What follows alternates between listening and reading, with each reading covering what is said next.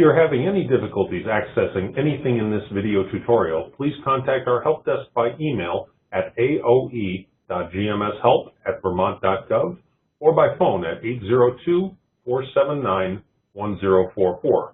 We will help you find alternative means to access this information. If you are looking for more information on accessing the GMS platform, please see the GMS user manual located in the training section of the GMS landing page.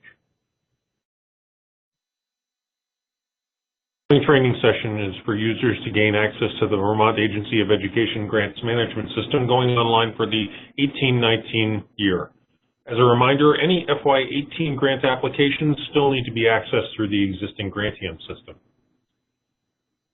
This is the GMS landing page that we're looking at right now, where you'll be logging on to the system. And in case you don't have the URL and aren't already on the page, this URL right here is how you can gain access to the system. In the top right corner of the logon page, of the landing page, is the logon section, where you can type in your email address. We've preloaded the system with the user IDs of all known users from the previous system. However, there may be new folks that don't have access to the system that need to get credentials, or we may have your credentials set up with the incorrect level of authority, not enough authority to do what you should be able to do in the system. Here's how we can go into the system. I'm going to simply type in an email address that doesn't actually exist, test@vermont.com or vermont.gov. That's not a legitimate email address. And if I hit the log on button, it'll tell me that your email address and password are required to log on. Close that message, and I'll type in something that's incorrect. Hit log on, and it will say the email and password didn't authenticate. Please try again. Now, obviously, those never will authenticate. Each of you should be able to log on to the system using your existing email addresses. I'm going to switch over into the test environment for purposes of demonstration and use my email address, dan.carrier@mtwsolutions.com. Now, at this point, the database has a password set that no one will ever guess. And what we need to do is step through the forgot password process in order to gain access to the system. When I click on forgot password, it'll tell me that a temporary password has been sent to that email. That way, it's only being sent to the person who has access to that email account. Now, if I typed in a invalid user ID, again, test@vermont.gov, and hit forgot password, it will tell us, we couldn't find anyone with that name.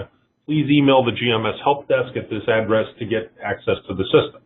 But since my ID was set up in the system, in the meanwhile, I just received an email message from the MTW email system, and here's that email that says, a request to reset your password was received by the GMS. If you didn't initiate that request, please contact the help desk in Vermont at the Agency of Education. And here's this password that you will never possibly be able to pronounce. Cut and paste this password out of the email. Come back in here and paste it into the password field. I'm going to type in my email address again. And now with that one-time temporary password, I click the log on button, and it'll ask me to reset my password to a new value.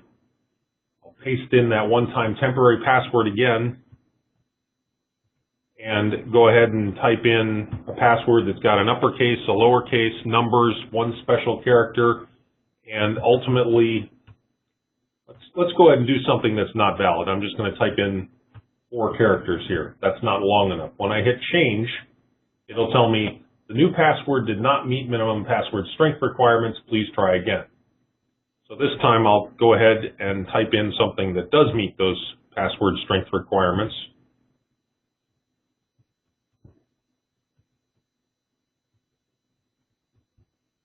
When I hit change, it will tell me that my password was successfully changed, and it let me into the system. From that point, I can click on this GMS Access Select link, where it will bring me up to the SU or other organization with which my ID is associated. In this case, I picked on Wyndham Central. Further training sessions will talk about how to go through and navigate through the system and actually fill out individual applications. I clicked on sign out and go back to the login page again here.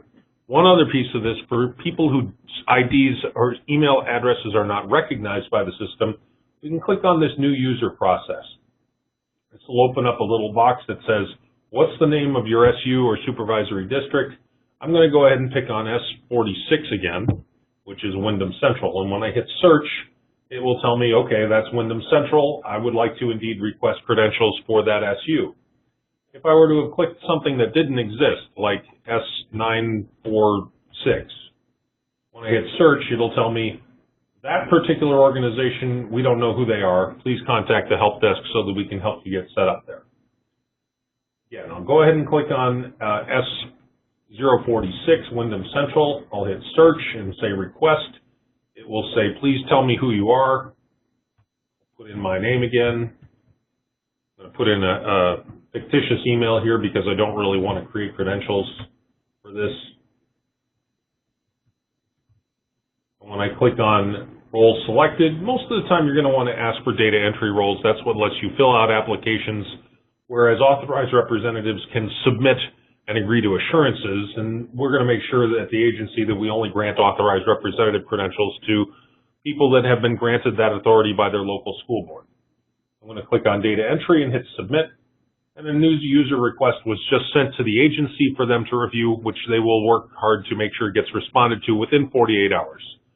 And as soon as they do wind up approving that request, you'll receive an email that says that your access has been approved or your access has been denied for some reason, and please call us if you have questions about that.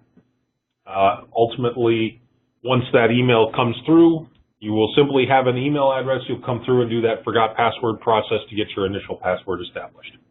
That's all we have for this particular training session. Thanks very much for your attention.